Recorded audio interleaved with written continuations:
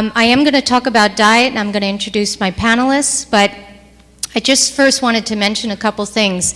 Your syllabus is not going to exactly match your talks, and that's for two reasons. One is people like Martha Herbert, they were working on their talk yesterday, so we obviously have to get some slides a month in advance to print the manual. And so they're a little different than your syllabus, which I think you should use more as a take-home review in addition to taking notes today. And also financially, if everybody gave us all their slides, that book would be like, 1,000 pages and cost a little more than it has. So that's the reason our talks don't match exactly. Also, one of our tricks at Dan to squeeze in a lot of wonderful speakers is we don't have bathroom breaks, or at least we don't today. So please help yourself to the facilities when you need to.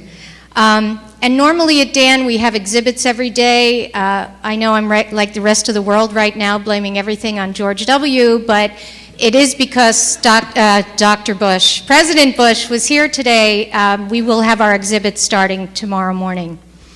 Also, I'm going to explain a little bit later, there's 4 phenomenal workshops tonight that you should all avail yourselves to. And I'll explain what each one is for so it will help you decide which one is right for you. And again, we will ask you, as you reflect on Dr. Herbert's talk and as you hear myself and Lisa Lewis and Pam Farrow and Judy Gorman speak about diet, please begin to formulate your questions, and the basket ladies will walk around and collect them. Okay, so I'm just going to start off here with a simple introduction. And the word diet. Diet is kind of a dirty word in our society. It evokes guilt a lot of times, and it evokes feelings of deprivation. And with South Beach, low fat, low carb, raw, vegetarian, vegan, macrobiotic, as choices, it can get very confusing, and that's just for us adults. Then for the kids, we have Feingold, gluten casein free, SCD, now a new diet, the low oxalate diet, high protein. It can get overwhelming. But the good news is, when it comes to helping our children with autism, there's no doubt anymore that improving your child's diet makes a tremendous difference. So before I introduce Lisa Lewis, who will share her wealth of knowledge about the gluten and casein-free diet, and I'll introduce Pam Farrow to talk about the SCD diet, and Judy Gorman, who will inspire us all to take the plunge, let me say a few things about how the world has changed and why diet is so necessary. By the way, you may have noticed the low oxalate diet is not on the program right now, and that's because we've asked Susan Owens to be part of the workshop tonight. It'll be a 2-hour workshop Q&A on all these different dietary methods, and she will be part of that discussion this evening, and she's very much of an expert in the low oxalate diet. So let's talk about why diet is necessary, and it's really wonderful that Martha set the stage for this, because she talked about the chemicals in the environment. The EPA reports that more than 1.6 billion pounds of chemicals are released into the air each year, and that there's 87,000 chemicals in widespread use. Pesticides, Martha mentioned 600 pesticides used in the US. Every year, approximately 1.2 billion are sprayed on crops. Some don't break down, examples like DDT. And remember, toxins are stored in the fat, and the brain is 70% fat. And I have to tell you something that I think I'm supposed to share with you. I was driving here from my new home in North Carolina, and I borrowed my husband's car because it had room for me to take everything I needed to do the conference. And I was listening to the Dalai Lama and Deepak Chopra. Now, I can't remember which quote this was, but the car died right after I heard this quote. The electrical system went dead, and I barely made it off the exit. And the quote was, "As we've all become proud children of science, we've become orphans of wisdom." I think I was supposed to share that with you folks. Here's another great quote, and this isn't even from a Dan doctor. This is Dr. Lynn Goldman from Johns Hopkins, a pediatrician and epidemiologist. Concern is growing worldwide over the long-term health effects of chemicals. Exposure to chemicals is shifting the IQ of the population downward. There are more developmentally challenged people and fewer gifted people. A very recent study out of North Dakota tested farm children and found that those children exposed to pesticides had an average of 5 points lower on their IQ score. So the combination of being bombarded by toxins and having low levels of essential nutrients is the problem. We know from the work of Jill James and other scientists in the Dan community that our children are low in glutathione and other important nutrients that are helping them detoxify.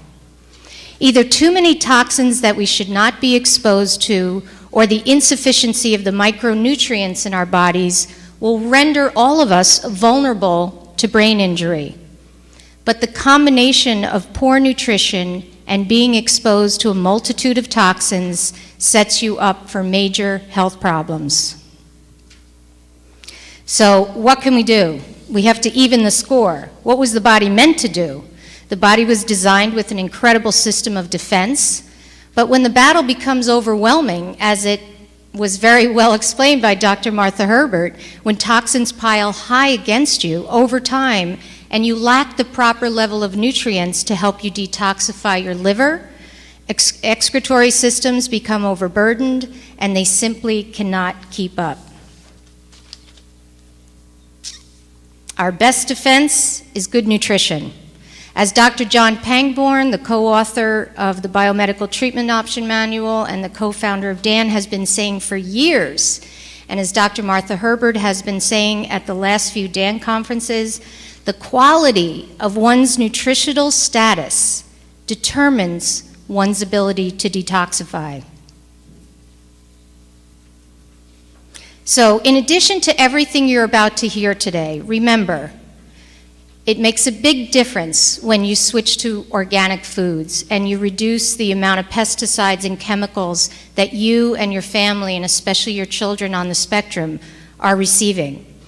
The other evening, last evening actually, there was a wonderful workshop that is available on tape by Dr. John Green, who's one of the premier medical doctors in the environmental movement.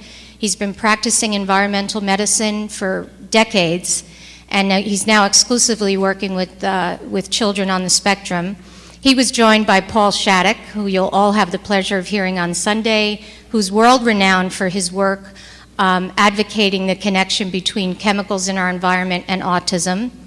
My son was also a speaker who has a degree in sustainable living, and he spoke about the practicalities of how to detoxify your home, what houseplants absorb certain toxins. When you're getting ready to build an addition on your home, where can you get natural green supplies to do that work? And they were also joined by Linda Lee, who's a nurse and a mother of a child who she basically recovered by changing the child's diet and removing toxins in her home environment. I would strongly recommend you get your hands on a copy of that tape. Buying meats and poultry without antibiotics and/or hormones, use a variety of foods closest to their natural state. It's going to benefit the whole family. It makes sense based on the latest research that we should make these dietary changes to improve our health.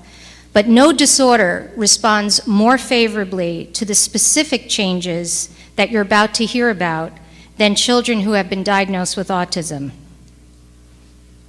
And it's also, as you'll learn, not only about what you eat, it's about what you absorb.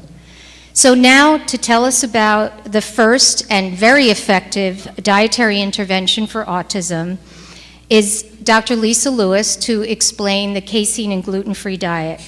Dr. Lewis has been a pioneer in this field, and she now travels the world lecturing to parents and physicians about not only the science behind the gluten and casein-free diet, but also the practicalities involved in how to implement this diet.